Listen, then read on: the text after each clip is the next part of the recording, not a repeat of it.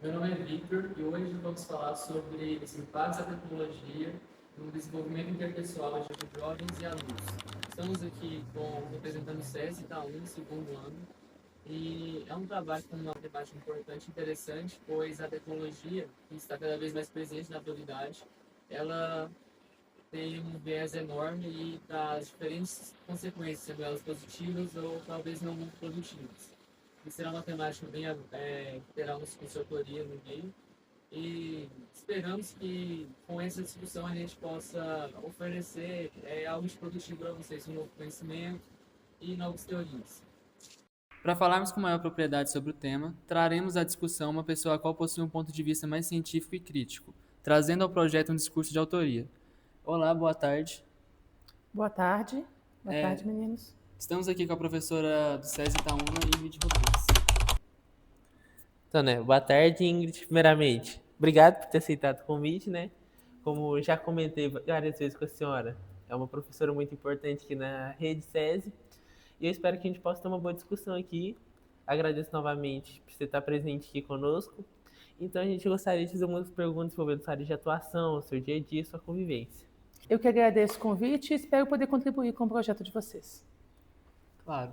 Para começarmos, Ingrid, você pode nos falar um pouco mais sobre a sua área de atuação e o porquê de ter escolhido?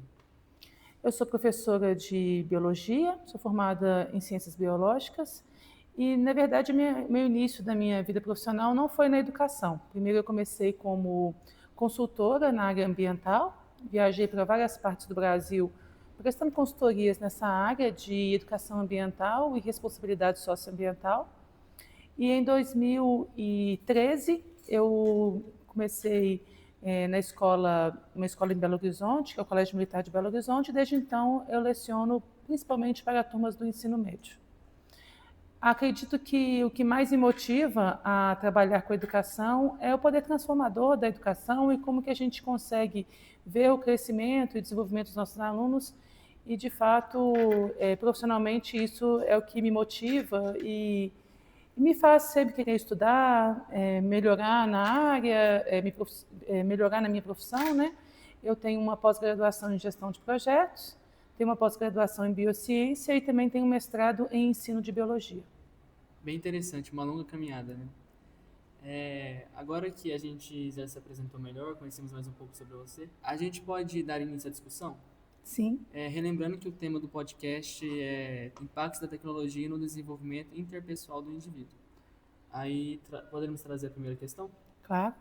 Professora, sob o ponto de vista científico, quais são as consequências que o uso excessivo de aparelhos tecnológicos, sobretudo as redes sociais, podem acarretar no cérebro e no comportamento individual? Bom, essa é uma resposta bastante ampla, mas é um tema que eu abordo muito nas aulas de fisiologia do sistema nervoso, né? Nosso sistema nervoso, ele funciona com neurotransmissores, que transmitem as informações de neurônio a neurônio, passando por todo o sistema nervoso central. E nesse processo, a gente tem um neurotransmissor importante, que é a dopamina. E a dopamina, ela tem um sistema de recompensa. E toda vez que a gente faz alguma coisa positiva, essa dopamina, ela gera uma vontade da gente continuar fazendo isso, né? Fazendo aquela coisa que gera aquele retorno positivo. E a gente já tem vários estudos que comprovam, né, que as redes sociais, principalmente os vídeos curtos, eles têm essa liberação muito grande de dopamina. Elas geram um prazer e esse prazer é um prazer imediato. Ao liberar essa grande quantidade de dopamina, o cérebro ele quer mais uma vez uma grande quantidade de dopamina. E a gente entende que isso é um prejuízo, uma vez que os alunos deixam de fazer coisas não tão prazerosas para receber essa quantidade grande de dopamina quando eles assistem vídeos curtos. Né? Então, a proibição dentro de sala de aula, na escola em geral, né, do uso do celular, tem um peso, né? Você falar é proibido. Essa palavra não é muito boa, eu não gosto das coisas proibidas. Mas eu tenho que concordar que limitar o uso do celular dentro da escola trouxe para o meio acadêmico uma vantagem muito grande. Porque, pensa bem, entre uma aula e outra, o aluno ele ficava utilizando o celular e ele liberava uma grande quantidade de dopamina. E aí, quando começava a aula, para a gente aprender alguma coisa, a gente tem um gasto energético muito grande. E, às vezes, aprender aquilo não é tão prazeroso quanto o vídeo das redes sociais. Então, o aluno ele acaba ficando desinteressado na aula, porque o cérebro, certamente, estava boicotando, querendo aquela quantidade de dopamina que ele não consegue, às vezes, dentro de uma aula. Lógico que a gente consegue muitas aulas interessantes, a gente consegue diversificar a nossa prática, mas, em alguns momentos, as aulas não são tão interessantes quanto um vídeo. E aí a gente entende que as redes sociais trazem esse prejuízo, porque o aluno ele ficava viciado naquele retorno que as redes sociais dão, imediato, mas e que às vezes a gente não consegue dentro de sala de aula. Então eu acredito que as redes sociais elas devem ser utilizadas, né, mas com cautela e com limite, e que a gente possa encontrar prazer também em outras coisas para além da internet. Então a gente não deve deixar de fazer uma atividade física, a gente não deve deixar de encontrar os amigos, a gente não deve deixar de fazer outras coisas que nos dão prazer para ficar apenas nessas redes sociais. Nem tudo precisa ser prazeroso o tempo todo, né? Também, né? A gente tem que fazer coisas que não são prazerosas. A vida é formada de coisas prazerosas e de coisas não prazerosas. E aprender algumas matérias pode não ser muito prazeroso. Eu, por exemplo, nunca fui muito fã de aprender matemática, né? Então, mas eu tinha que aprender, porque eu tinha que passar pelo todo o processo acadêmico. Então, tem coisas que a gente precisa fazer e não necessariamente isso vai ter liberação de dopamina. Então, falando mais sobre essa liberação de dopamina, é correto afirmar que o uso de redes sociais, sobretudo, se equivale ao vício em outras, por exemplo, substâncias químicas como o álcool, até mesmo a cocaína, o crack? Exatamente, né? As redes sociais ela têm essa liberação dopaminérgica, assim como outros tipos de drogas ilícitas. Mas lógico que uma concentração muito menor, numa esfera muito menor, num vício muito menor, né?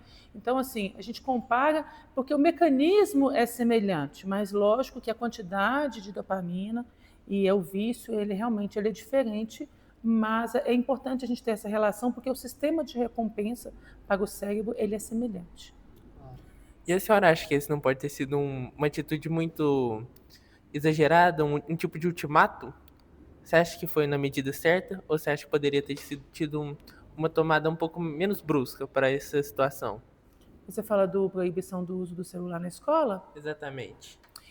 Nos processos, a gente tem assim, quando uma coisa está muito liberada, a gente precisa ir para o contraponto, que é a proibição, para depois a gente chegar num equilíbrio, né? Então, como veio a pandemia e a gente necessitou que os alunos utilizassem o tempo todo notebooks, telefones, para ter aula por meio desses aparelhos, os alunos ficaram muito viciados em utilizar esses aparelhos, né?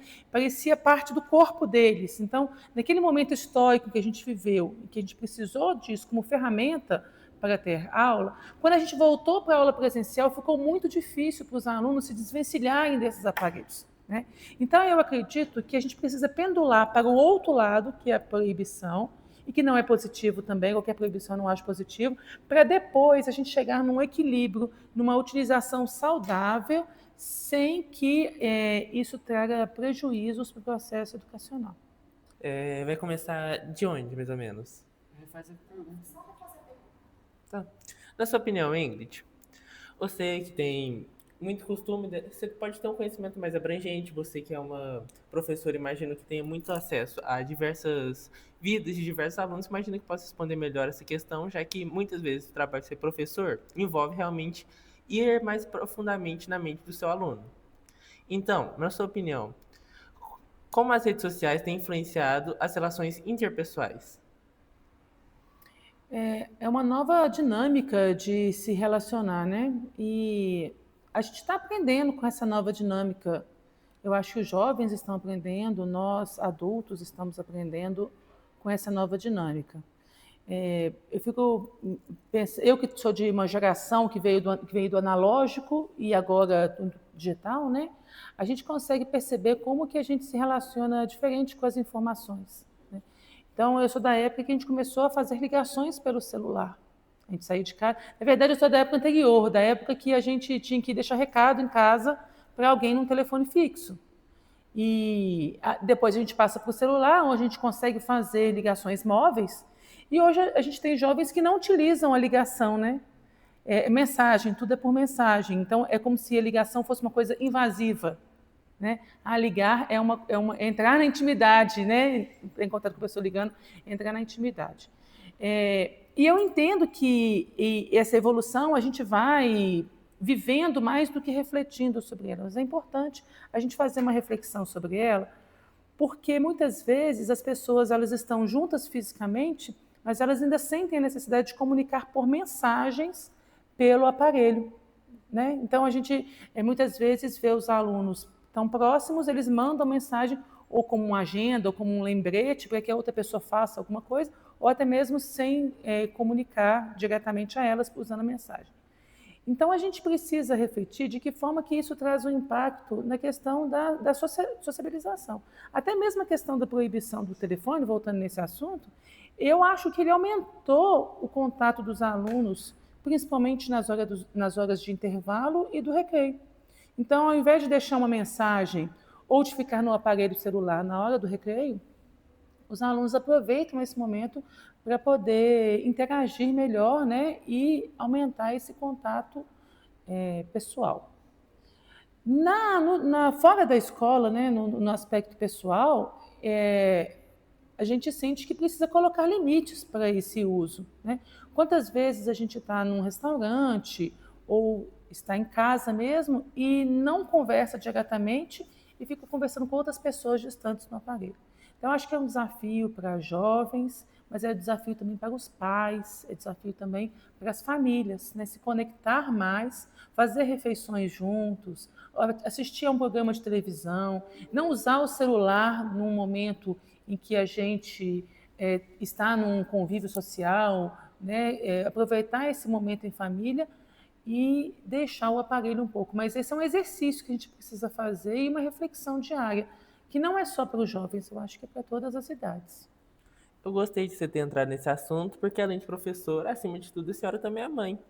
Então a gente tem uma outra dúvida aqui, é uma pergunta um pouco mais pessoal, mas como as redes sociais podem influenciar você e sua filha, que no caso é a Isabela, companheira de classe nossa, colega, uma amiga próxima, e a gente gostaria de saber como que isso pode impactar, como a senhora lida em relação às redes sociais, porque a gente sabe que a Isabela é muito presente nas redes sociais, gosta muito de compartilhar o dia a dia dela lá, e como a senhora vê isso, como você toma atitude em relação a esse fato.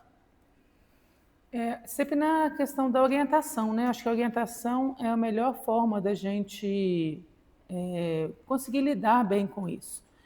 A exposição, ela é uma necessidade, parece que é uma necessidade das pessoas, né? De se expor, de contar onde está, o que está fazendo, mas ela também tem um limite de segurança, que precisa refletir também sobre a questão da própria violência, né, de pessoas tendo acesso a essas informações, pessoas inescrupulosas. A gente tem a questão da própria exposição perante os colegas e o meio de trabalho, o meio de aula dela, que é meu lugar de trabalho.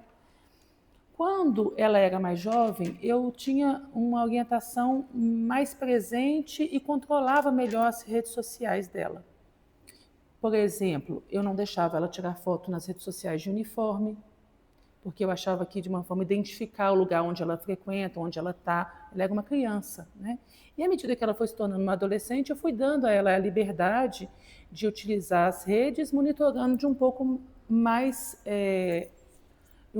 distante, mas sempre tendo essa preocupação com a integridade física, com a integridade moral, para que os vídeos ou as fotos, né, não exponha, não ridicularize ou coloque ela em situações constrangedoras, tanto para ela quanto para mim também. Então, acho que a orientação é a melhor maneira da gente, no colégio mais novo, acho que a gente precisa fazer um controle efetivo, sim, a gente não pode deixar crianças em redes sociais sozinhas, mas à medida que vai ficando adulta, a gente tem que dar essa liberdade e a gente vai orientando à medida que a gente vê que tem alguma situação. Nunca aconteceu, mas se eu visse uma situação ali de exposição, né, intervir e orientar sempre para que tome cuidado, principalmente quando você tem redes sociais abertas, né? Nós não temos nossas redes sociais abertas, a gente apenas permite que amigos e conhecidos vejam nossos vídeos, nossas fotos, e que isso possa preservar a nossa integridade.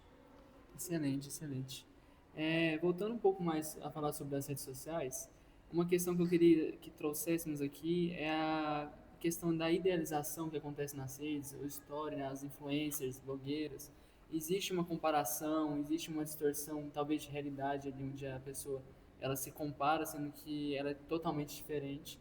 E isso pode acarretar de alguma forma algum tipo de impacto na autoimagem daquela pessoa, no comportamento dela. A senhora poderia conversar sobre essa temática um pouco mais a fundo com a gente? Sim, a questão dessa exposição, né, ela precisa ser muito bem avaliada. Porque ninguém vai. Quer dizer, algumas pessoas até postam, mas é muito difícil você ter grandes seguidores ou influência contando histórias tristes, né? Ou um dia ruim, ou postando uma foto no qual ela não acha que está bem na foto, né? As pessoas tendem a mostrar sempre o melhor de si. E isso pode gerar em algumas pessoas uma ansiedade no sentido de pensar que a vida das outras pessoas são perfeitas, são vidas lindas, com muito glamour, né, com roupas muito bonitas, com viagens extraordinárias, como na verdade a vida das pessoas comuns ela é muito semelhante, é trabalhar, é pagar as contas, é fazer uma viagem por ano. Então, a vida das pessoas são muito semelhantes, da grande massa. Né? Lógico que a gente tem pessoas muito ricas ou que vivem disso, né? E recentemente eu vi um vídeo de uma menina falando sobre a questão da nutrição, me chamou muita atenção. Porque ela disse assim, muitas vezes as pessoas vão treinar e elas se penalizam e falam, nossa, eu não só consegui treinar 1 hora essa semana. E aí ela segue vários influencers que treinam 2, 3 horas por semana. Só que esses influencers, eles vivem disso, eles vivem de treinar. Então, a obrigação deles é treinar 2, 3 horas por dia, né? Enquanto um cidadão comum vai conseguir treinar 1 hora por semana, 2 horas por semana. E está tudo bem, a gente precisa entender que a nossa vida ela não é viver do treino. Essas pessoas influencers, elas vivem do treino. Uma pessoa que faz uma dieta super rigorosa e tal, ela vive disso, ela vende esse produto, essa dieta, esse padrão de beleza, essa consultoria, ela vende um produto, um curso, né? Então, realmente, ela tem que fazer umas refeições saudáveis, ela tem que fazer uns vídeos mostrando pratos lindos, com comida. A gente vai comer uma comida normal, que a gente dá conta de fazer no dia a dia, porque a gente, além da nossa vida, a gente também precisa se alimentar. Então, é essa a questão que a gente precisa trazer. O que o influencer vive, como é o dia dele, porque ele vive daquilo. A gente tem uma vida comum, com afazeres comuns, e entre os afazeres a gente tem que inserir uma dieta saudável, uma atividade física, um passeio, né? Então as nossas coisas não vão ser muito extraordinárias comparadas a deles. Então a gente tem que ter essa análise para que a gente não possa ficar se cobrando, sabe? Eu não faço atividade física. Não, eu faço 2 vezes por semana, tá ok, é o que eu dou conta de fazer. Se eu não estivesse fazendo nada, era pior, né? Então, essa cobrança, tanto pela estética, quanto pelo modo de vida, pelo estilo de vida, eu acho que isso a gente tem que tomar muito cuidado. E a gente não se comparar com pessoas que não estão tendo vidas normais, não estão tendo um dia a dia normal. De fato, uma linha de raciocínio que segue esse viés é o filósofo francês Jean Paul. Ele afirma que o ser humano ele é livre, porém ele está condenado a se mostrar o tempo todo, né? Ele tem essa necessidade de ficar mostrando que ele também pertence, que ele faz parte, que ele tem isso e aquilo. Foi muito interessante a nossa conversa, Ingrid. Muito obrigado por ter participado com a gente. Eu que agradeço. Foi uma conversa muito produtiva, muito interessante mesmo. Obrigado por ter se disponibilizado para nos ajudar aqui. Muito obrigado. Obrigada a vocês e sucesso no trabalho de vocês. Obrigado.